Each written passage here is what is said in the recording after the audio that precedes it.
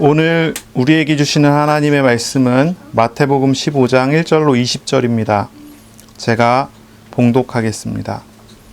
그때 바리새인과 서기관들이 예루살렘으로부터 예수께 나와 이르되 당신의 제자들이 어찌하여 장로들의 전통을 범하나이까? 떡 먹을 때에 손을 씻지 아니하나이다. 대답하여 이르시되 너희는 어찌하여 너희의 전통으로 하나님의 계명을 범하느냐? 하나님이 이르셨으되 내 부모를 공경하라 하시고 또 아버지나 어머니를 비방하는 자는 반드시 죽임을 당하리라 하셨거늘 너희는 이르되 누구든지 아버지에게나 어머니에게 말하기를 내가 드려 유익하게 할 것이 하나님께 드림이 되었다고 하기만 하면 그 부모를 공경할 것이 없다 하여 너희의 전통으로 하나님의 말씀을 폐하는도다. 외식하는 자들아 이사야가 너희에 관하여 잘 예언하였도다. 일렀으되 이 백성이 입술로는 나를 공경하되 마음은 내게서 멀도다. 사람의 계명으로 교훈을 삼아 가르치니 나를 헛되이 경배하는도다 하였느니라 하시고 무리를 불러 이르시되 듣고 깨달으라. 입으로 들어가는 것이 사람을 더럽게 하는 것이 아니라 입에서 나오는 그것이 사람을 더럽게 하는 것이니라. 이에 제자들이 나와 이르되 바리새인들이 이 말씀을 듣고 걸림이 된 줄 아시나이까? 예수께서 대답하여 이르시되 심은 것마다 내 하늘 아버지께서 심으시지 않은 것은 뽑힐 것이니 그냥 두라. 그들은 맹인이 되어 맹인을 인도하는 자로다. 만일 맹인이 맹인을 인도하면 둘 다 구덩이에 빠지리라 하시니 베드로가 대답하여 이르되 이 비유를 우리에게 설명하여 주옵소서. 예수께서 이르시되 너희도 아직까지 깨달음이 없느냐? 입으로 들어가는 모든 것은 배로 들어가서 뒤로 내버려지는 줄 알지 못하느냐? 입에서 나오는 것들은 마음에서 나오나니 이것이야말로 사람을 더럽게 하느니라. 마음에서 나오는 것은 악한 생각과 살인과 간음과 음란과 도둑질과 거짓 증언과 비방이니 이런 것들이 사람을 더럽게 하는 것이요 씻지 않은 손으로 먹는 것은 사람을 더럽게 하지 못하느니라. 아멘. 오늘 말씀은 마태복음 15장 1절로 20절입니다. 제자의 삶의 기초라는 제목으로 우리가 함께 말씀을 나누겠습니다. 제자의 삶의 기초예요. 제자가 삶을 살아가는데 어디에 기초해서 살아가야 될까요? 어디에 기반을 두고 살아가야 될까요? 이 당시에 성경의 이 시대의 바리새인과 서기관들은 자신들의 전통이라고 하는 것을 자신의 어떤 기초로 삼았어요. 자기들이 이제 살아가는 삶에 의지할 만한 어떤 밑바탕으로 삼은 거예요. 그 전통이라고 하는 것, 이 전통이라고 하는 것은 원래 어떻게 생겨진 거냐면 율법을 보호하기 위해서 만들어진 것들이었어요. 하나님의 말씀이 선포가 되면 이 율법이라는 것이 있잖아요. 십계명이라는 게 있잖아요. 이 십계명이라는 것이 있는데 이것을 우리가 잘 지키기 위해서 어떻게 해야 될까? 이걸 고민했던 거죠. 율법을 잘 지키기 위해서 어떻게 해야 될까 고민하다가 율법을 진짜 완벽하게 잘 지킬 수 있는 방법들을 만들어낸 것들이 그게 이제 그 전통이라고 하는 거예요. 전통. 유대인들의 율법을 보호하기 위한 울타리 같은 거예요. 그러니까 예를 들어 이런 것입니다. 하나님의 이름을 거룩하게 불러야 돼요. 하나님의 이름을 망령되이 부르면 안 된다라고 하는 십계명의 구절이 있습니다. 이것을 두고 유대인들이 고민을 한 거예요. 하나님의 이름을 망령되이 부르지 않기 위해서 어떻게 해야 될까? 어떻게 해야지 하나님의 이름을 잘 부를 수 있을까요? 망령되이 잘못 부르지 않고 제대로 부를 수 있을까요? 유대인들은 어디에 집중했냐면 하나님의 이름을 망령되이 부르면 벌 받는다라고 하는 데 집중을 한 거예요. 그럼 망령되이 부르지 않기 위해서는 어떻게 해야 될까요? 이들의 전통에 의하면 하나님의 이름을 부르지 않는 걸로 결론을 내려요. 그래서 성경에 하나님의 이름이 나오면 하나님의 이름을 부르지 않습니다. 그냥 주님 하고 지나갑니다. 그래서 우리 성경에 보면은 여러 가지 이제 구절들이 있지만 유대 전통을 따르면 그 어떤 그 하나님의 이름이 나오는 구절마다 하나님의 이름을 부르지 않게 되는 그런 식으로 성경을 읽게 되는 거예요. 그래서 뭐 시편 23편 같은 경우는 우리가 알죠. 여호와는 나의 목자시니 내가 부족함이 없으리로다. 여기 여호와라는 이름이 나오면 여호와라는 이름 불러야 되잖아요. 그런데 유대인들이 만드는 전통에 의하면 부르지 않는 거예요. 왜냐하면 불렀다가 잘못될까 봐. 그래서 주는 나의 목자시니로 바꿔버려요. 이렇게 이런 식으로 바꾸는 거예요. 이게 유대 전통이에요. 이제 유대 전통에 따라서 우리 한글 번역 성경도 여기에 따른 성경이 있어요. 우리가 쓰는 개역 개정판은 여호와라고 나오는데, 이제 여호와라는 것이 하나님의 이름을 정확하게 이렇게 표현하지는 못하죠. 뭐 야훼라고도 하기도 하고 막 그러는데, 하나님의 이름은 없어졌어요. 잊어버렸어요. 자음만 남아있고 모음이 없어졌어요. 왜냐면 하나님의 이름을 계속 안 부르다 보니까 하나님의 이름을 어떻게 불러야 되는지 모르게 된 거예요. 그렇게 돼버렸는데, 이제 표준 세번역이라고 하는 한글 번역의 또 다른 번역본이 있어요. 거기는 전부 주님으로 바꿔놨어요. 유대 전통을 나온 거죠. 하나님의 이름이 안 써 있습니다. 이제 그런 식으로 이제 성경이 기록이 그렇게 흘러가게 된 거예요. 이게 뭐냐면 유대인들의 율법을 보호하기 위한, 율법을 잘 지켜서 죄를 짓지 않게 만들기 위한 울타리들을 만들어내는 거예요. 이런 것들이 율법 전체에 대해서 가지고 있는 이제 그 어떤 율법의 전체에 대한 울타리들을 다 만들어 놓은 거예요. 유대인들이. 그리고 유대인들은 어떻게 생각했냐면, 이 유대인들의 전통 자체가 율법을 보호하기 위해서 만들어 놓은 것이기 때문에 율법과 같은 가치가 있다고 생각을 했어요. 그리고 이런 것들은 모세로부터 나온 것이라고 생각을 한 거예요. 물론 그 전부터도 나왔겠죠. 유대인들의 전통은 아주 오래된 것이에요. 사람이 가지고 있는 어떤 본성적인 부분과도 사실 연관이 되어 있는 걸로 보여요. 창세기 3장의 사건을 봐도 이제 그런 부분들이 나오죠. 아담과 하와가 하나님으로부터 말씀을 받았어요. 선악과를 먹지 말라고 그랬어요. 선악과를 먹으면 죽는다고 했어요. 정령 죽으리라. 이건 이제 하나님으로부터 아담이 받은 말씀이에요. 아담은 하와에게 선악과에 대해서 가르쳤어요. 그리고 하와는 선악과에 대해서 배웠어요. 하와가 선악과에 대해서 어떻게 생각했는 줄 아십니까? 뱀이 와서 질문했을 때 하와는 이렇게 대답합니다. 저 동상 중앙에 있는 나무의 과일은 먹지도 말고 만지지도 말라. 만지지도 말라고 하는 말이 붙었어요. 추가가 됐어요. 이게 사실 장로들의 전통과 비슷한 거예요. 하나님의 말씀은 먹지 말라고 했거든요. 먹으면 죽는다고 했거든요. 그런데 아담은 하와에게 뭐라고 가르쳤냐면 먹지 말고 만지지도 말라고 가르쳤어요. 왜냐면 만졌을 때 혹시 먹을까 싶어서. 이게 뭐냐면은 율법을 보호하기 위한 울타리를 만들어 놓는 작업을 하는 거예요. 그러니까 유대인들이 이야기하고 있는 어떤 장로의 전통이라고 하는 것은 이런 어떤 사람 안에 있는 어떤 본성적인 부분과도 분명히 연결이 돼 있고 아주 오래된 그런 내용들이죠. 우리는 가르치기를 하와가 하나님의 말씀을 바꿨다라고 우리는 생각을 해요. 그렇죠? 하와가 먹지도 말고 만지지도 말라 이렇게 얘기했을 때 이미 하나님의 말씀의 절대성을 떨어뜨리고 하나님의 말씀을 바꿔버린 거예요. 그리고 뱀이 속였을 때, 거짓말을 했을 때 하와가 그 과일을 만졌을 때 어떻게 됩니까? 죽었습니까? 안 죽었어요. 그러니 하와가 자신감을 가지고 그걸 먹었단 말이죠. 우리는 계속 가르쳐왔고 배워오기를 어떻게 했냐면 하와가 하나님의 말씀을 따르지 않게 됐고 하나님 말씀을 바꿔버렸고 하나님 말씀을 변화시켜버렸다는 거죠. 그것이 문제라고 보는 거예요. 그런데 유대인들한테 이 구조를 갖다 대면 유대인들은 장로의 전통에 훈련받아 왔었던 그것을 가지고 아담은 제대로 가르쳤다라고 얘기를 하는 거예요. 아담은 제대로 가르쳤고 하와가 그렇게 얘기한 건 바르다. 여러분 어떻게 생각하세요? 전통이라고 하는 것을 만들어내서 율법을 보호하려고 했어요. 시도가 좋죠. 근데 잘한 겁니까? 잘못된 겁니까? 이런 생각을 좀 해봐야 돼요. 비슷한 장면이 있어요. 18세기 들어갔고 18세기, 19세기 들어갔고요. 유럽에서 계몽주의라는 게 나왔어요. 물론 데카르트로부터 시작해갖고 합리주의와 사람의 이성들이 막 발달을 했어요. 그래갖고 계몽주의가 나오고 합리주의가 나와갖고 사람들이 이성적으로 생각하고 머릿속으로 판단하기 시작을 한 거예요. 과학적인 사고방식을 가지고 생각하기 시작한 거예요. 수학이 나오잖아요. 1 더하기 1은 2다라고 하는 수학적인 딱 방법이 나오잖아요. 그런 수학적인 방법을 가지고 사람의 생각을 그 수학적인 방법으로 정리하기 시작했어요.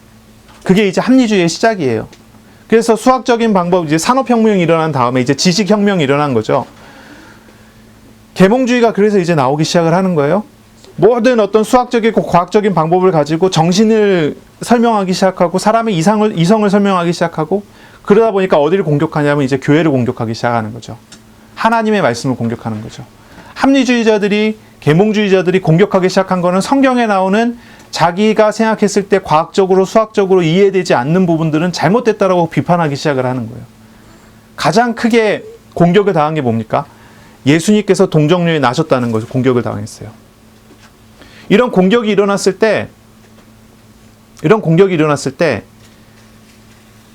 우리 개혁교회는 어떻게 반응을 했냐면 개혁교회 우리 이제 개신교회는 어떻게 반응을 했냐면 그렇지 않다라고 하는 반론을 만들어냈어요. 반론을 이야기를 했어요.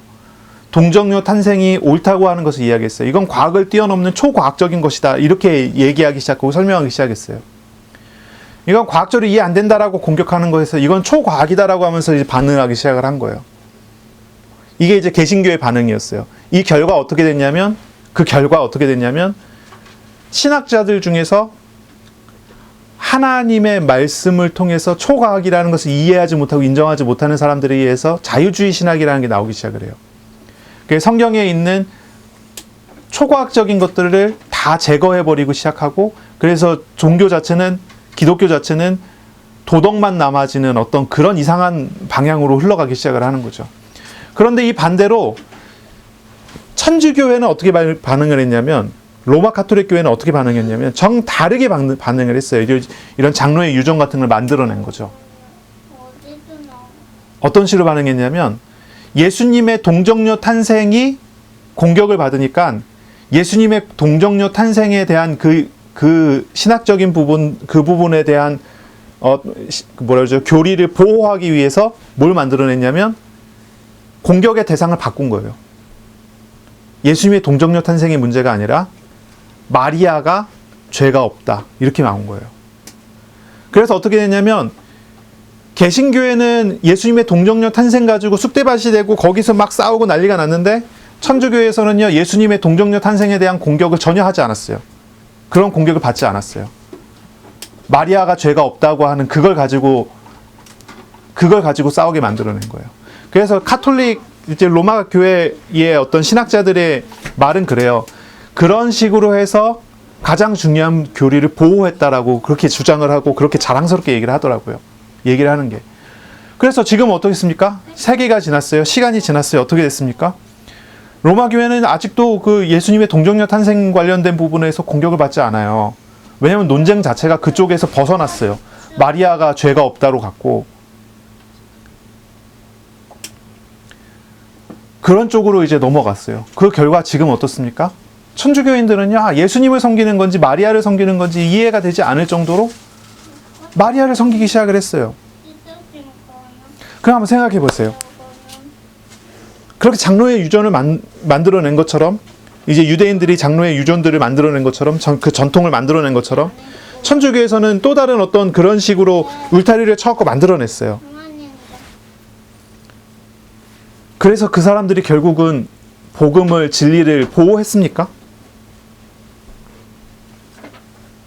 우리가 이 질문을 해야 되는 거예요. 이런 질문을 해야 되는 거예요.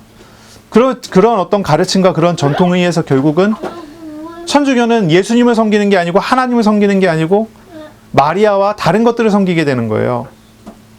내가 하나님 앞에 기도할 수 있는 그런 의로움이 내게 없으니까 하나님 앞에 인정받을 수 있을 만한 사람을 빌려서 하나님께 기도하게 한다. 그래서 어떻게 합니까? 내가 하나님께 기도 못하니까 마리아의 이름을 빌려서 기도하고 마리아를 섬기기 시작하는 거예요. 그 다음부터는. 이상한 반응들이 나오기 시작하는 거죠.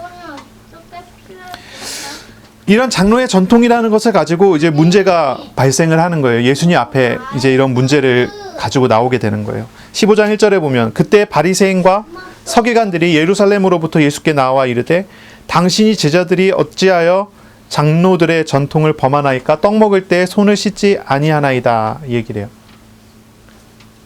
장로의 전통을 가지고 나온 거예요. 이게 정결법이기도 하고요. 이런 부분들인데요. 유대인의 이런 어떤 전통 자체에 대한 정당성에 대해서 예수님께서 다시 질문을 합니다. 이 말을 들었을 때 반론을 합니다. 대답하여 이르시되 너희는 어찌하여 너희의 전통으로 하나님의 계명을 범하느냐.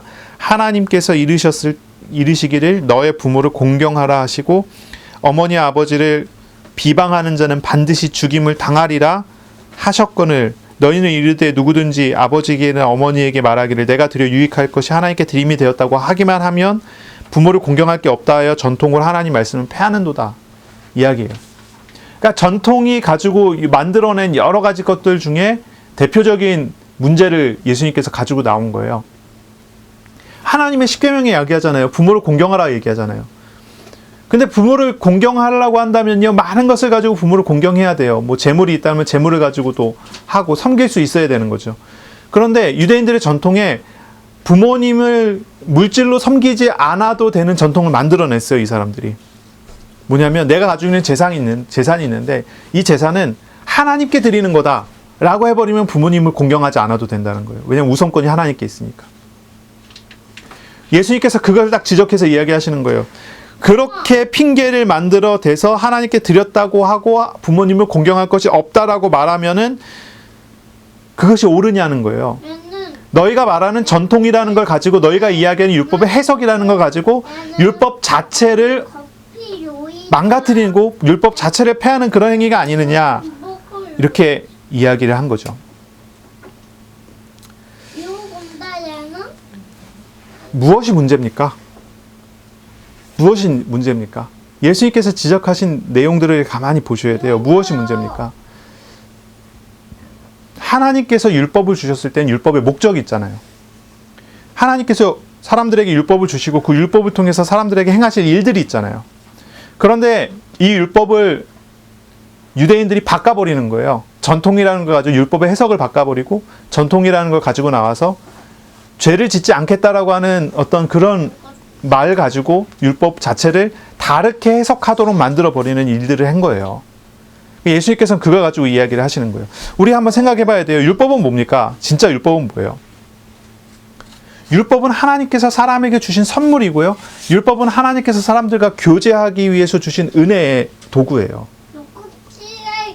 율법을 통해서 사람들은요, 하나님 앞에 죄된 것이 무엇이고 하나님께 바른 게 무엇인지 알게 되고요. 율법을 통해서 사람들은 자신이 죄인이라는 걸 알게 돼서 메시아 그리스도를 대망하게 되고요.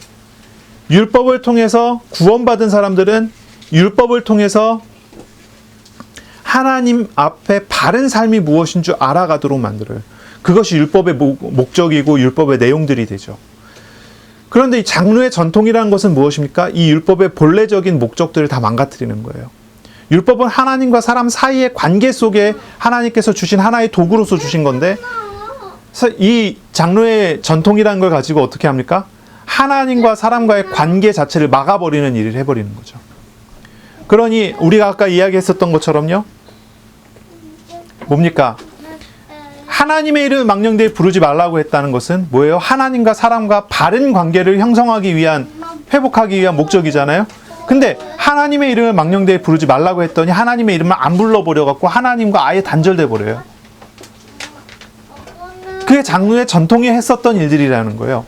이게 이제 굉장한 문제가 되는 거예요. 손 씻는 거 가지고 예수님의 제자들이 시비를 걸어요. 이 바리새인 서기관들이 예수님을 미워하니까 이제 여러 가지 시비를 걸기 위해서 여러 가지 목적, 그 도구들을 찾았는데 그 중에 하나가 장로의 전통이 된 거예요. 예수님께서는 그거에 대해서 이 장로의 전통 전체에 대한 재해석을 하시기 시작을 한 거예요. 그게 잘못됐다라는 것을 말씀하시는 거죠. 하나님이 사람을 창조하셨는데 사람 창조하신 목적이 뭡니까? 인격적인 교제가 목적이에요. 하나님이 사람을 만드신 목적 자체가 인격적인 교제가 목적이에요. 하나님께서 영광 받으시기 원하셨어요. 사람과 교제하기 원하셨어요. 교류하기 원하셨어요. 이사야서 43장 21절에 하나님께서 이 백성은 나를 위하여 창조했다라고 말씀하세요. 나의 찬송을 부르게 하려 합니다. 하나님의 교제, 하나님과 인격적인 교제를 위한 목적으로 만들어줬는데 사람이 타락했고 하나님을 떠났어요. 죄인이 돼버렸어요. 죄인이 된 사람들을 하나님께서 어떻게 하십니까? 그냥 내버려 두십니까? 아니죠. 어린 양의 피로써 구원하시죠. 이제 출애굽기에 보면 그러 나오죠.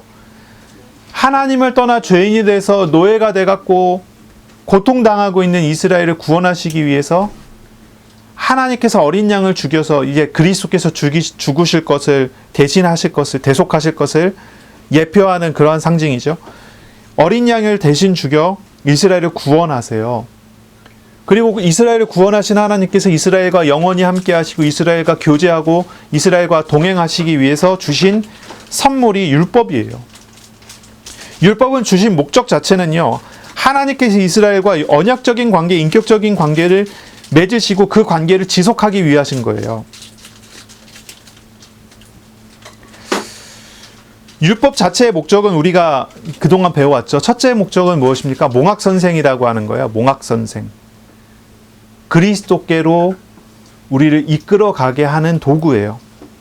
그 다음은 무엇입니까? 우리가 이제 개혁신학에서 배웠었던 것처럼 율법의 목적은 이 사회를 유지시키는 거예요. 일반 은총적인 목적이 있죠. 세 번째는 뭡니까? 구원받은 사람에게 있어서 삶의 규범이 되는 거예요. 율법은요, 전적으로 타락했고 부패한 인간이 자신의 연약함을 깨닫게 하는 도구예요. 그리고 이 연약한 인간을 구원하시는 하나님 앞에 나아가도록 만들어주는 그런 도구예요. 이게 몽학선생이라는 거죠. 이 율법 자체는요, 분명히 그래요. 하나님과 언약 백성과의 인격적인 교제를 위해서 주신 거예요. 율법은요. 십계명을 생각하면 우리는 하나님께 나아가는 모든 것에서 우리 자신이 죄인이라는 것을 깨닫게 하는 거죠. 하나님을 섬기라, 우상 섬기지 마라. 하나님의 이름을 거룩하게 불러야 되고요.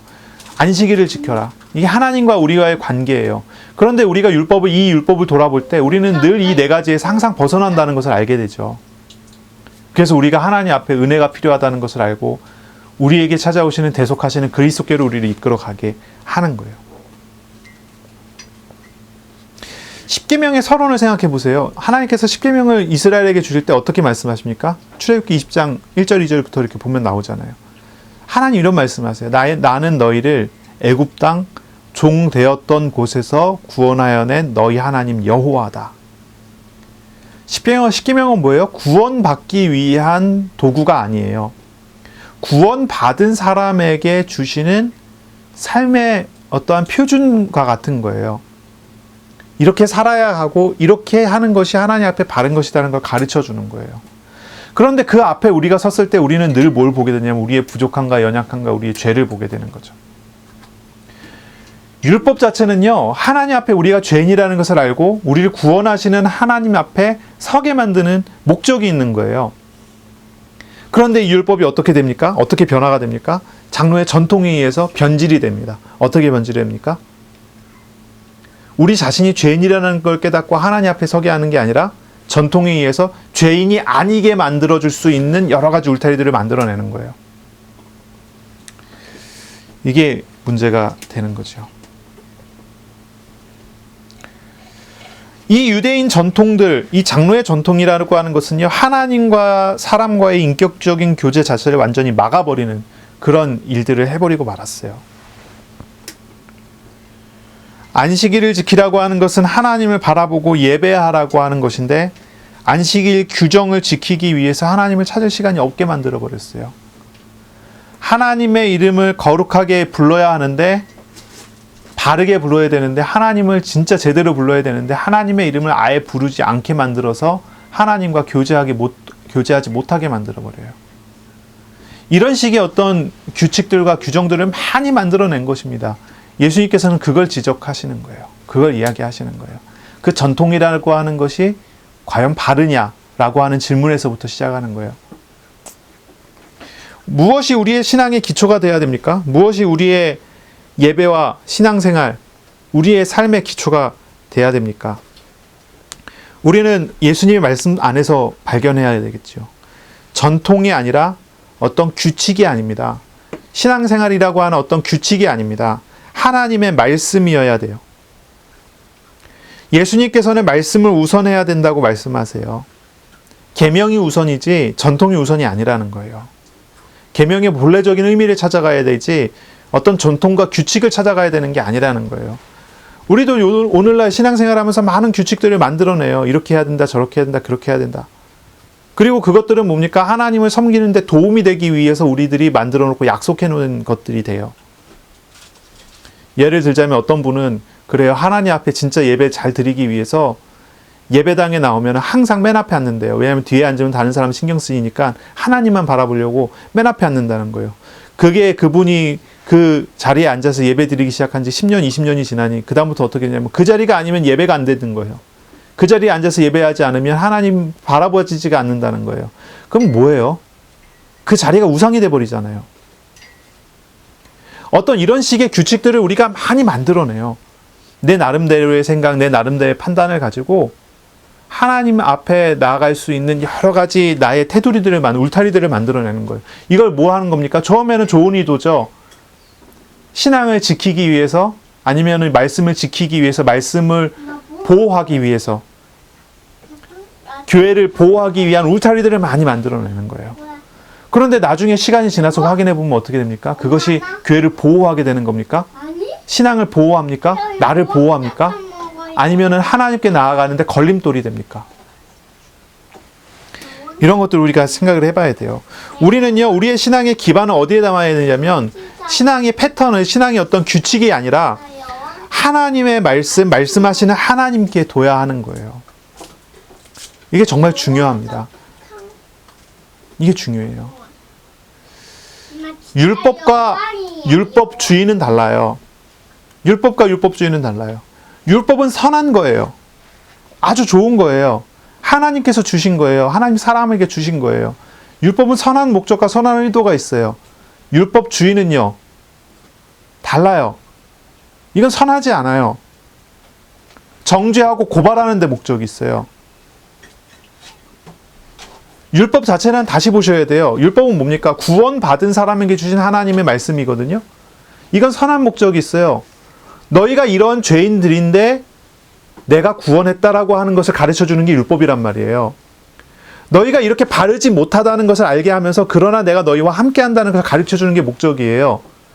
이스라엘은요, 십계명을 받아갖고 그 십계명을 전혀 지키지 못하면 알아가면 알아갈수록 하나님 앞에 부끄러워졌어요. 그러나 하나님께서 그들과 함께 하시니 그들은 감사했다고요. 율법주의는 뭡니까? 정반대예요.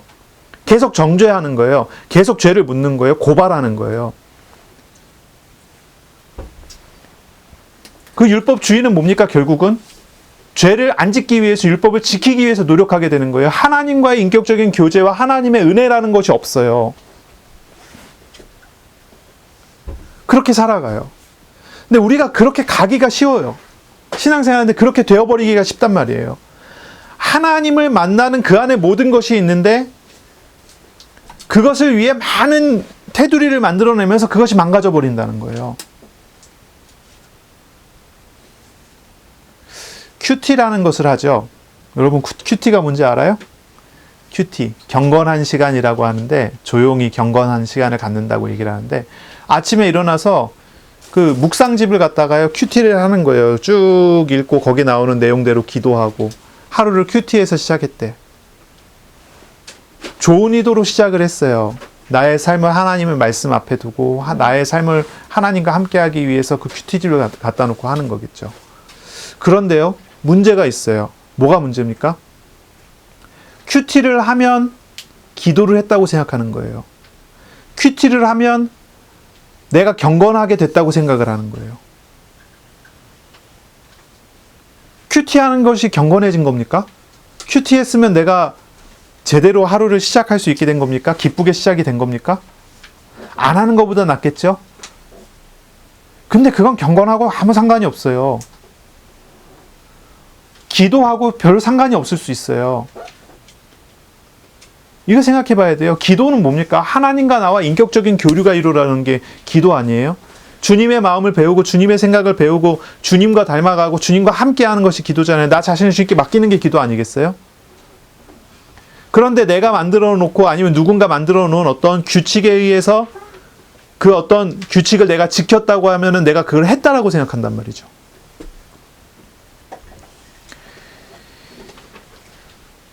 이런 부분들을 우리가 고민해야 되는 거예요. 무엇이 우리의 신앙의 기초가 돼야 돼요? 전통입니까? 아닙니다. 하나님의 말씀입니다. 말씀하시는 하나님입니다. 성경과 성경을 강론하는 강단을 통해 인격적이신 하나님께서 우리에게 말씀하시는 것, 그것을 듣고 거기에 나 자신을 맡기는 것이 우리의 신앙의 삶의 기초가 돼야 돼요. 이게 중요해요. 이게 중요해요. 어떤 분이 제게 질문을 했어요. 무엇이 복음입니까? 복음이 뭡니까? 그리고 그분이 얘기해요. 예수님께서 그리스도시라는 것이 복음입니까? 복음 아닙니까? 제가 그분께 대답을 했습니다. 예수님이 그리스도 된다고 하는 것은 복음이 아닙니다. 복음은 그리스도이신 예수님이 복음이십니다. 예수님께서 하신 일과 예수님께서 행하신 역사들과 예수님께서 나타내신 모든 일들을 잘 알고 잘 배웠다 하더라도 그것과 구원과는 아무 상관이 없습니다. 구원은 뭡니까? 예수님을 만나야 되는 거예요. 예수님이 인격적으로 만나야 되는 거예요. 그분이 내 안에 오시고 내가 그분과 함께하게 되는 것이 구원이에요. 지식으로 아무리 많은 것을 배워나가고 쌓아나가고 지식적으로 인정하고 한다고 하더라도 그것이 구원이 아니에요. 심하게 얘기하면요. 20년, 30년 평생을 신학 공부를 하고 박사를 받고 대학 교수를 해도 구원 못 받았을 수도 있어요. 왜냐하면 구원이라는 것은 지식에 있는 게 아니에요. 감정에 있는 것도 아니에요. 어떤 사람은 가슴이 뜨거워졌다고 구원받았다고 생각하는데 그렇지 않아요. 뭔가 지식적으로 하나님에 대해서 성경이 이야기하는 예수님에 대해서 하나님에 대해서 많은 것을 알고 많은 내용들을 알고 그것으로 지식적인 많은 만족감을 가졌다 해도 그것이 구원하고 전혀 관계없을 수 있단 말이죠. 구원은 어디에 있어요? 구원은 우리에게 찾아오시는 예수님 안에 있어요. 우리의 신앙의 기초를 어디에 둬야 돼요? 전통입니까? 아닙니다. 말씀이신 하나님, 예수님의 나의 기초가 돼야 돼요. 하나님의 말씀하시는 하나님께서 나의 기초가 돼야 돼요. 나의 삶이 돼야 돼요. 나의 신앙이 돼야 돼요. 예수님은 질문하세요. 전통이냐, 계명이냐라고 질문하세요. 전통이냐, 계명이냐. 계명은 뭐예요? 십계명 얘기하는 거잖아요. 전통이냐, 하나님의 말씀이냐는 물어보는 거예요. 전통이냐, 하나님께서 주신, 말씀하시는 하나님께서 우리에게 주신 계시가 하나님이 담겨져 있는 말씀이냐는 거예요. 무엇입니까? 여러분 무엇입니까? 이 질문을 우리가 해야 되는 거 아니겠어요? 우리의 진짜 삶의 기초가 어디에 있어야 되는가? 우리는 그 질문부터 시작해야 돼요. 우리가 율법을 지켜서 구원받습니까? 아닙니다. 죄사하는 어떤 법칙을 배우면 우리가 구원받을 수 있습니까? 아닙니다. 남묘랭개교는 남묘랭개교라고 하는 이 말을 계속 반복해서 하면 무슨 우주적인 법칙에 의해서 구원받는데요. 그런 법칙입니까? 신앙의 법칙입니까? 그렇지 않아요. 우주적인 규칙이 있어서 그 우주적인 규칙에 내가 맞춰지기만 하면 내가 뭐 잘 될 수 있습니까? 사주팔자 보는 사람들 그런 얘기 하잖아요. 그게 맞습니까? 아니라니까요. 구원은 그런 게 아니에요. 구원은요. 율법을 지켜서 받는 것도 아니고요. 어떤 법칙을 따라 받는 것도 아니에요. 구원받는 것은요. 예수 그리스도를 우리를 짊어지시는 참 하나님을 구주로 인격적으로 그분을 만났을 때 그분께서 나에게 만나 주셨을 때 받는 것이 구원이에요. 그것이 우리의 기초예요. 그것이 우리의 삶이에요. 우리 어린이들이 신앙생활하는 걸 잘 생각해야 돼요. 기도하는 걸 잘 생각해야 돼요. 나에게 오신 하나님께 내가 말하고 듣고 그 하나님의 마음을 배우고 그 하나님의 생각을 배우고 그 하나님과 함께 살아가는 것이 기도고 신앙생활이고 삶이에요. 이게 우리의 뿌리예요. 이게 우리의 신앙이에요. 그런데 하나님이 아니라 다른 것들을 자꾸 만들어내요.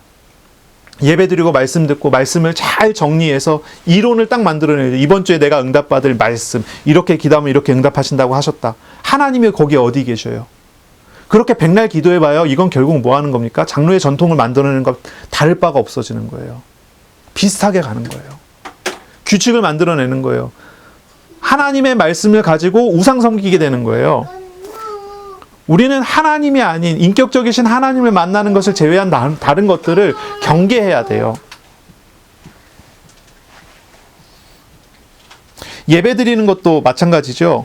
예배는요, 우리가 어떤 규칙을 지키면서 하는 게 예배가 아니에요. 예배는요, 우리에게 찾아오셔서 지금도 이 자리에서 말씀하시는 하나님을 대면에 만나는 것이 예배예요. 내가 지금 말씀을 듣고 있는데, 우리가 지금 말씀을 듣고 있는데, 말씀하시는 하나님을 말씀을 통해서 찾아가고 알아가게 되는 것이 말씀이고 설교고 예배가 되는 거죠. 이게 우리에게 중요한 부분이에요. 이것이 우리의 신앙의 기초여야 되는 거예요. 우리가 전도할 때를 한번 생각해 보세요. 밖에 나가고 복음 다 전하고 예수님 영접하는 기도 따라하면 구원받습니까? 영접하는 기도를 따라한다고 구원받는 게 아니에요. 예수님을 인격적으로, 예수님을 주님으로, 예수님을 하나님으로, 예수님을 만났을 때 구원받는 거예요. 영접했을 때 구원받는 거예요. 지식을 전달하고 그 지식을 받아들여서 구원받는 게 아니에요. 그건 지식이지. 그렇잖아요? 그건 지식이지. 그게 구원이 아니에요. 예수님을 만나서 예수님을 주님으로 모셔야 되는 거예요. 나를 내려놓고 내가 자신이 회개하고 예수님을 주님으로 모시게 됐을 때 구원받는 거죠. 그러니 만남으로부터 시작이 돼야지 신앙이요. 지식으로부터 시작되는 거는 신앙이 아니에요. 이거 우리가 잘 봐야 돼요. 이걸 잘 생각해 봐야 돼요. 우리가 많은 것을 배운다고 신앙생활 잘하는 게 아니에요. 신앙이 하나님에 대해서, 성경에 대해서 많은 지식을 갖는다고 신앙생활 잘하는 게 아니에요. 우리가 밖에 나가갖고 말 잘한다고 사람들이 전도가 되는 게 아니라니까요. 우리가 말 잘 못해도 돼요. 우리가 표현 잘 못해도 돼요. 근데 나랑 함께 하신 하나님께서 이 사람에게, 하나님 자신이 이 사람에게 찾아오시면 그게 전도가 되는 거예요. 그러니 우리가 전도한다고 해서 뭐 해야 됩니까? 말할 것을 준비를 잘하는 것이 전도를 준비하는 겁니까? 그거는 그냥 당연한 거고요. 정말 전도할 사람은요, 사람을 위해서 기도하고 하나님이 하시는 시간표를 따라 기도하면서 나가는 것이 전도하는 사람이에요. 하나님이 일하시는 것을 보게 되는 것. 그러니 우리의 삶의 기초를 잘 생각해 봐야 돼요. 하나님의 나라를 살아가는 사람은 어떻게 삶을 살아가야 됩니까? 하나님의 나라를 살아가는 사람은요, 하나님과 인격적인 교제를 하면서 살아가는 사람이에요. 그것을 바라보고 그것을 따라가는 사람이어야 돼요. 예수님께서 이 땅에 오셨어요. 예수님께서 사역을 하세요. 예수님께서 제자들과 함께 하세요. 예수님은 제자들과 동행하시고 계세요. 제자들은요, 손을 씻고 떡을 먹던, 손을 씻지 않고 떡을 먹던 제자들은 하나님을 만났고 하나님과 인격적인 교제와 교류를 통해 살아가고 있어요. 손을 씻고 안 씻고가 그렇게 중요할까요?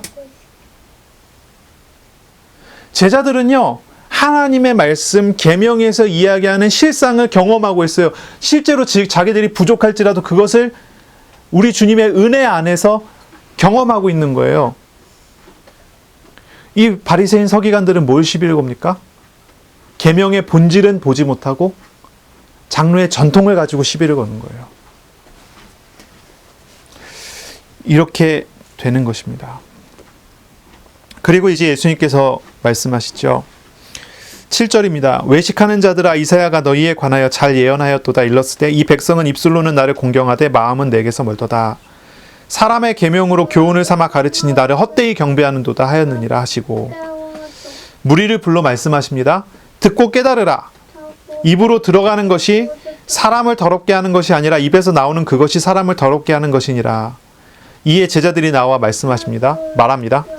바리새인들이 이 말씀을 듣고 걸림이 든 줄 아십니까? 그러니까 예수님 말씀하신 게 굉장히 소동이 된 것 같아요. 바리새인들과 서기관들이 그 말을 듣고요, 아주 막 화가 난 거죠. 엄청 걸림이 된 거죠.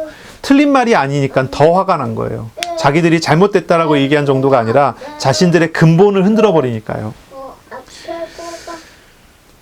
예수님께서 대답하여 말씀하십니다. 심은 것마다 내 아버지 하늘 아버지께서 심지 않은 것은 뽑힐 것이니 그냥 두라. 맹인이 맹인을 인도하는다라고 얘기하세요. 둘 다 구덩이에 빠지리라 말씀하세요. 베드로가 또 나와서 물어봅니다. 이 비유를 우리에게 가르쳐 주십시오. 예수님께서 대답하십니다. 아직도 너희에게 깨달음이 없느냐? 입으로 들어가는 모든 것은 배로 들어가서 뒤로 내버려지는 줄 알지 못하느냐? 입에서 나오는 것들은 마음에서 나오나니 이것이야말로 사람을 더럽게 하느니라. 이 마음에서 나오는 게 뭡니까? 예수님께서 딱 지적합니다. 악한 생각과 살인과 간음과 음란과 도둑질과 거짓 증언과 비방이니. 뭐예요? 10계명의 사람에게 향한 나머지 6가지 예수님께서 얘기하시는 거예요. 이런 것들이 사람을 더럽게 하는 것이요 씻지 않은 손으로 먹는 것은 사람을 더럽게 하지 못하느니라. 어떻게 얘기하면요, 예수님께서 정결법에 대해서 이야기를 하신 거예요. 정결법에 대해서. 구약의 레위기에 보면 정결법이 있거든요. 거기에 어떤 내용들이 있냐면 이런 내용들이 있어요. 부정한 음식이 있어요. 깨끗한 음식이 있어요. 사람들은 깨끗한 음식은 먹어도 되는데 부정한 음식은 먹으면 안 돼요. 어떤 겁니까? 대표적인 거 돼지. 못 먹어요. 하나님의 말씀에 이건 부정한 음식이니 이걸 먹으면 부정하게 된대요. 먹지 말라고 하셨어요. 이제 이런 식의 어떤 정결법이 있어요. 이런 정결법을 가지고 이야기가 나오는 거예요. 바리새인들은요, 사람의 속으로 들어가는 것이 그들을 더럽힌다고 주장했어요. 이거는 레위기에 나오는 정결법에 의해서 이 사람들이 그것을 또 하나의 전통으로 정리를 한 거죠. 그런데 예수님께서는요, 오늘 본문에 보면요, 정결법의 의식법의 문제 자체를 지적을 하세요. 정결법은요, 중요한 게 뭡니까? 예수님의 설명은요, 사람의 마음이 중요한 거라는 거예요. 사람의 마음이. 거룩해야 돼요. 사람의 마음이 거룩해야 돼요. 하나님 앞에서 거룩한 사람은 삶도 거룩해야 된다고 하시는 말씀이에요. 정결법 자체는 그래요. 그러면 왜 하나님께서 왜 먹을 수 있는 음식, 먹지 말아야 되는 음식을 갈랐을까요? 그 당시에 의하면요, 음식에 의한 건강 문제와 연결이 돼 있는 것 같아요. 부정한 음식이라고 하는 것들은요, 사람이 탈날 만한 음식들이에요. 근데 예수님, 모세를 통해서 하나님 주신 말씀에 정한 음식들은요, 먹을 수 있는 음식들은요, 사람이 먹어도 탈이 나지 않는 음식들이에요. 이런 것들을 갈라놓고요, 이스라엘의 건강을 지키도록 하셨어요. 근데 한번 보세요. 사람의 마음이 우선이에요. 그리고 음식 같은 것도 이야기를 했어요. 음식에 부정한 것을 다 지키지 않으면, 음식에 부정한 것을 다 갈라내면 사람이 정결할까요? 사람의 마음하고 아무 상관이 없어요. 그치요? 그럼 거꾸로 한번 생각해 보세요. 사람의 마음이 하나님 앞에서 거룩하고 정결한 사람이라면 음식을 잘 지키고 잘 지키지 않는 것들이 그렇게 크게 문제가 될까요? 아니, 율법에 이야기하잖아요. 이거는 죄다, 이건 죄가 아니다. 뭐가 문제고 뭐가 문제가 아닙니까? 결론적으로 이야기하자면 예수님께서 정결법을 오늘 완전히 폐하신 거나 다름없어요. 이 본문에. 사람의 입으로 들어가는 것은 부정하지 않다라고 예수님께서 선언하셨거든요. 그러면 레위기를 부정하신 거냐? 그렇지 않아요. 이것을 재해석하신 거죠. 정결법을 왜 지켜야 될까요? 정결법을 지켜야 되는 이유가 있어요. 이스라엘이 언약 백성으로서 거룩한 삶과 은혜를 누리게 하기 위해서 정결법이라는 걸 만들어 놓으신 거예요. 하나님께서는 이스라엘이 거룩한 자들로서 구별된 사람으로서 거룩한 사람들이 되기를 원하셨어요. 이스라엘은 하나님의 말씀에 순종하고 하나님의 성품의 정의와 하나님의 사랑, 공의 이런 것에 순종해야 돼요. 이게 우선이에요. 어떤 사람이 정결한 사람입니까? 하나님 앞에 바른 사람이 하나님과의 관계 속에서 하나님 말씀에 순종하는 사람이 정결한 사람이에요. 어떤 사람이 부정한 사람입니까? 하나님 말씀 앞에서 바르지 않은 사람은 부정한 사람이에요. 이것이 어디에서 나타나야 됩니까? 의식과 삶에서 나타나야 돼요. 그런데 어떻습니까? 이스라엘은 거룩함을 잃어버렸습니다. 마음으로는 거룩하지 않고 음식과 생활만 거룩하려고 굉장히 노력했어요.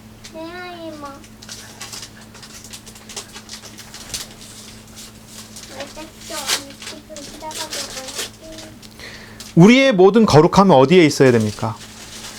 아니, 어디에 있어야 된다보다는 우리의 거룩함은 어디에 있습니까? 이스라엘 사람들은 실제로 거룩할 수 있을까요? 오늘 좀 많이 산만합니다. 뭔가 막 이렇게 의식이 막 흐트러져 있어요. 막 졸고, 막 피곤하고, 너무 덥고, 막 사탕과 뭐 여기에 집중하고, 막 다른 생각 막 이렇게. 괜찮아요. 이제부터 집중하시면 돼요.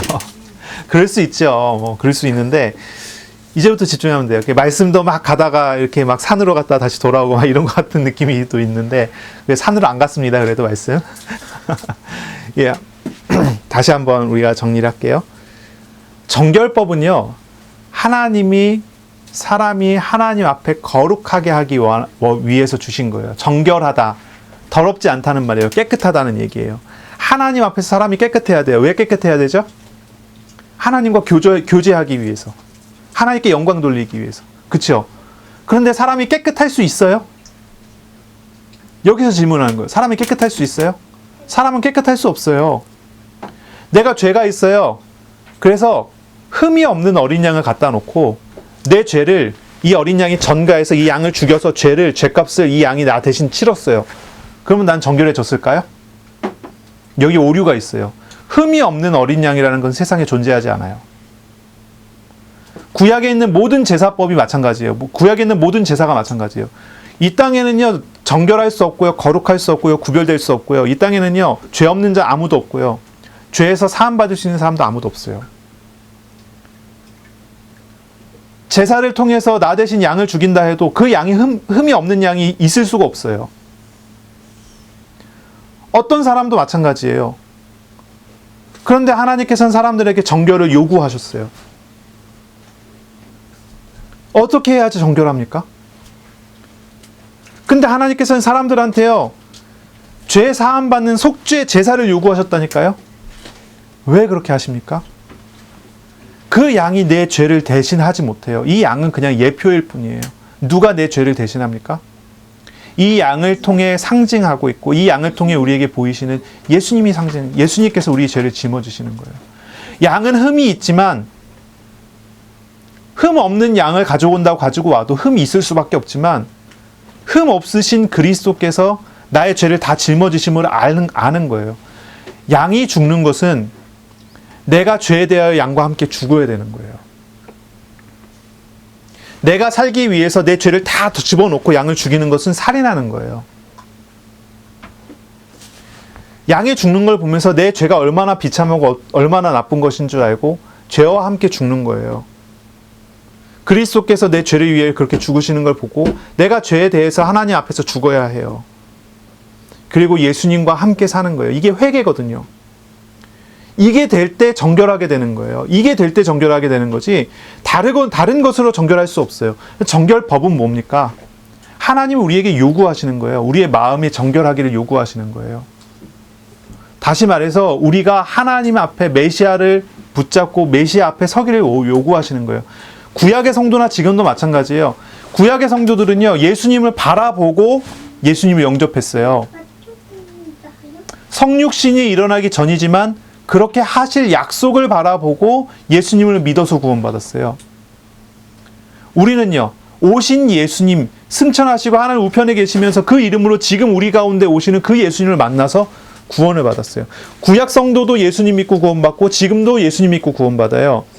구약에서 양 잡아갖고 구원받는 게 아니고 양을 잡을 때마다 그리스도를 영접하게 되는 거예요. 구약의 성도들은요. 지금 이거 히브리서에 자세히 나오죠. 히브리서 읽어보면 다 나오는 내용들이죠. 오늘 우리도 마찬가지예요. 우리는 거룩하지 않아요. 앞으로도 거룩하지 않을 거예요. 우리는 부정한 사람들이에요. 부정한 사람들 중에 태어나서 부정한 중에 살다가 부정한 중에 죽을 거예요. 그러나 우리를 하나님께서 거룩하다고 말씀하세요. 하나님 우리에게 거룩하다고 말씀하시는 이유가 무엇입니까? 무엇 때문에 하나님 나를 거룩하다고 보십니까? 내 안에 오신 예수님으로 인해서, 나에게 오셔서 나를 만나주신 예수님으로 인해서 내가 거룩하다라고 하나님이 인정하신 거예요. 거룩함이 어디에 있습니까? 정결함이 어디에 있습니까? 예수님 안에 있단 말이에요. 이게 본질이에요. 이게 본질이에요. 구약의 정결법이 이야기하는 건 결국 예수님을 이야기하는 거예요. 구약의 모든 정결법이 가리키는 것은 결국 예수님을 바라보라고 하는 거예요. 부정한 음식 먹으면 죄인이 되고 부정한 음식 안 먹으면 괜찮고, 이런 의미가 아니란 말이에요. 그 자체에 담겨져 있는 것을 봐야 된단 말이죠. 그리스도께로 나아가도록 만드는 목적이 있어요. 우리의 모든 거룩함, 우리의 모든 축복은 오직 우리의 하나님, 성자 하나님, 아들 하나님이신 예수님 안에 있어요. 그런데 예수님을 멀리하면서 생활하고 예수님 멀리하면서 거룩하려고 노력한다면 그 사람이 거룩해질까요? 그 사람은 아주 거룩하고 거리가 먼 사람이 되는 거예요. 그리스도를 찾지 않고 바라보지 않고 그리스도를 의지하지 않고 그리스도를 생각하지 않고 정결법만 열심히 지키는 사람은 전혀 거룩하고 상관없는 사람이 돼버리고 말아요. 내 안에 있는 모든 부정한 것으로 인한다 하더라도, 내가 부정한 음식을 먹고 부정한 말을 하고 부정한 생활을 한다 하더라도 정결하신 거룩하신 우리 주님을 바라보고 나 자신을 그 앞에 무릎 꿇는 사람이라면, 회개하는 사람이라면 그 사람이 거룩한 사람이 되는 거예요. 이게 중요하지 않겠어요? 빛을 비추어야지 밝아지잖아요. 빛을 켜야지, 불을 켜야지 밝아지잖아요. 근데 빛을 가려놨어요. 빛을 가려놨어요. 이불로 덮어버렸어요. 그리고 그 주변에다가 반사판을 많이 갖다 놔요. 거울 같은 거 많이 갖다 놓고 밝아지게 만들기 위해서. 빛을 가려놨는데 밝아지겠어요? 지금 비유가 조금 이상하긴 하지만 어쨌든 그렇지 않겠어요? 우리 안에 거룩하신 주님이 오셨어요. 주님께서 일하시도록 내 자신이 주님 앞에 무릎 꿇으면 돼요. 그 사람이 정결한 사람이고 그 사람이 거룩한 사람이에요. 그 안에서부터 모든 것이 나오는 거예요. 바리새인들은 자꾸 외적인 정결을 가지고 막 주장을 해요. 그러나 예수님께서는 내면을 가지고 얘기를 해요. 너희 속에 있는 것은 죄다라고 얘기를 하시는 거예요. 십계명의 구절들을, 십계명이 이야기하는 죄들을 나열을 하시면서 사람 속에서 이런 것들이 나오지 않느냐, 그 사람이 어떻게 정결하느냐, 생활을 정결하게 한다고, 부정한 음식을 먹지 않는다고, 손을 깨끗하게 씻는다고 그 사람이 정결하게 지겠어요? 그 사람 속에서 나오는 것들이 죄된 것들이 가득한데요. 그럼 어떤 사람이 정결한 사람입니까? 이 모든 율법을 다 지켜 행하시고 이 모든 율법의 요구를 예수님께서 다 행하시고 능동적으로 하나님의 말씀 앞에 순종하시고 그리고 십자가에 죽으시며 우리를 율법의 정결함 가운데로 초대하시는 예수님 앞에 나가야 되는, 예수님을 만나야 되고 예수님과 함께하는 사람이 정결한 사람이 아니겠어요? 결국 어쨌든 오늘의 본문의 말씀은요, 한편으로 보면은 사람의 정결함은 음식으로 될 수 없다고 선언한 거예요. 또 반대로 얘기하면 음식으로 인해서 거룩한 사람이, 음식으로 인해서는 거룩한 사람이 부정해지지도 않는다는 것에서 이 얘기를 해요. 음식에서 자유롭게 하신 거죠. 중요한 것은 음식이 아니라 뭡니까? 본질이에요. 하나님, 우리 가운데 오시고 우리와 함께 하시는 하나님. 사람의 거룩함은 오직 하나님의 은혜로 인한 거예요. 음식 같은 걸로 되는 게 아니에요. 사람의 거룩함은 음식에 있는 게 아니에요. 사람에게 찾아오신 참 하나님이신 예수님을 인격적으로 영접하여 마음의 섬김으로 되는 것이 거룩함이에요. 다시 돌아가서 이야기할게요. 우리의 삶의 기초가 어디에 있어야 됩니까? 전통이나 규칙이나 어떤 계산이나 우리의 생각에 있는 게 아니에요. 우리의 삶의 기초는 어디에 있어야 됩니까? 인격적으로 우리에게 찾아오신 하나님께 있어요. 말씀하시는 하나님께 있어요. 그 하나님을 믿고 의지하고 하나님께 말씀에 순종함으로 우리는 제자다운 삶을 살게 돼요. 하나님 나라의 제자다운 삶으로 들어가게 돼요. 이런 사람은 어떤 사람입니까? 또 우리의 삶의 기초가 어디에 가 있어야 됩니까? 바로 이 하나님의 거룩함으로 우리가 살아가야 되는 거예요. 우리에게 찾아오신 그리스도의 거룩함으로 우리가 살아가야 되는 거예요. 예수님은 그들의 정결법의 의미 없음을 지적하신 것인데요. 겉모습만 거룩하게 하려고 하고 실제로는 부패한 마음을 가진 사람들의 실상을 다 지적해 주신 거죠. 우리는 이 말씀을 들으면서 찔려야 돼요. 마음에 콕 찔려야 돼요. 우리는 아침에 일어나서 밖으로 나갈 때 깨끗하게 씻고 이빨 닦고 세수하고 머리 감고 깨끗하게 정리하고 화장도 하고 옷도 이쁘게 정결하게 입고 나가요. 그 사람이 깨끗한 사람입니까? 네. 사실은 그거는 깨끗한 게 아니에요. 겉모습이 깨끗한 거죠. 중요한 거는 우리의 본질, 우리 속 사람이 어때야 되느냐. 우리는 날마다 하나님 앞에 회개해야 돼요. 주님의 거룩함을, 정결함을 옷 입는 사람이 돼야 돼요. 이것이 우리에게 있어서 중요한 거예요. 불신자는 예수 그리스도를 인격적으로 영접함으로 정결한 사람이 돼야 되고, 예수님을 믿는 기존 신자들은 예수님의 거룩함을 입은 사람이잖아요. 그런데 거룩한 삶을 아직 살지 못하는 사람들이 많이 있죠. 그런 사람들은 어떻게 해야 거룩한 삶을 살까요? 우리가 아침에 일어날 때 겉모습을 화려하게 꾸미는 것도 중요하지만 더 중요한 건 우리가 하나님 앞에서 거룩한 마음을 회복하는 데 있어요. 거룩한 마음을 회복하는 게 우리에게 있어야 돼요. 어떻게 해야지 거룩한 삶을 삽니까? 자기를 부인하고 예수님을 의지하는 것입니다. 회개와 성화의 과정을 통해서 우리는 거룩한 삶을 살게 돼요. 회개와 성화의 과정이라는 것은 크게 보면요, 우리의 전생애를 통해 하나님의 시간표 속에 이미 진행되고 있는 거예요. 지난 몇 년 동안의 과정을 돌이켜보면 말씀하시는 하나님으로 인해서 우리의 삶이 조금씩이지만 계속 변화되고 있음을 알죠. 작년에 주셨던 말씀, 하나님의 나라를 누리는 삶, 그 전에 주셨던 그리스도와 연합된 그 전에 주셨던 말씀들 우리가 쭉 과거로부터 이어서 오면 우리의 마음이 얼마나 많이 변화되어 왔고 우리 자신도 모르는 사이에 우리가 하나님께 더 가까이 가고 하나님 앞에 우리 마음이 좀 더 가까워지는 것을 알잖아요.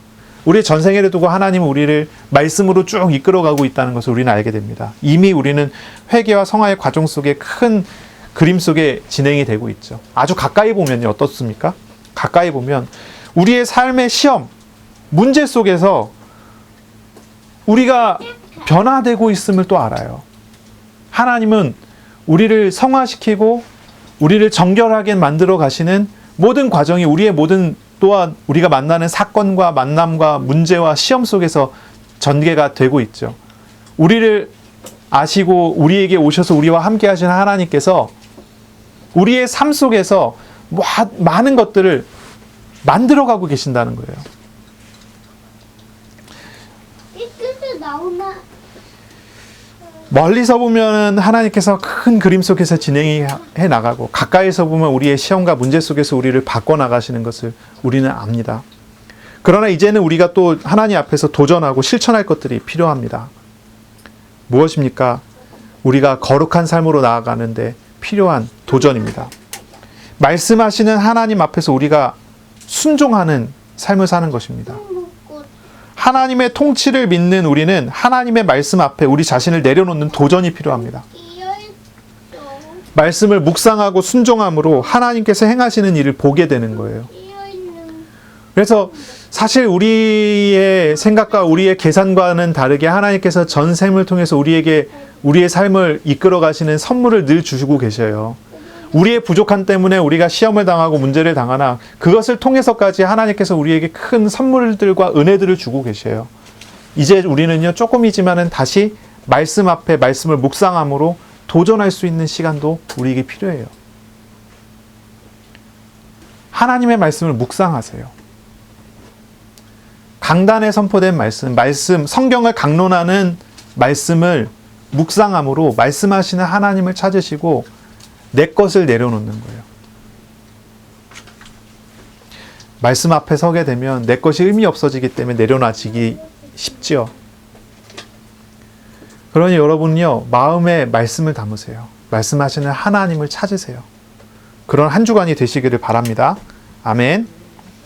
우리의 삶과 신앙의 기초를 든든히 세우시길 바랍니다. 말씀하시는 인격적인 하나님과 교제하시기를 바랍니다. 말씀을 묵상하시기 바랍니다.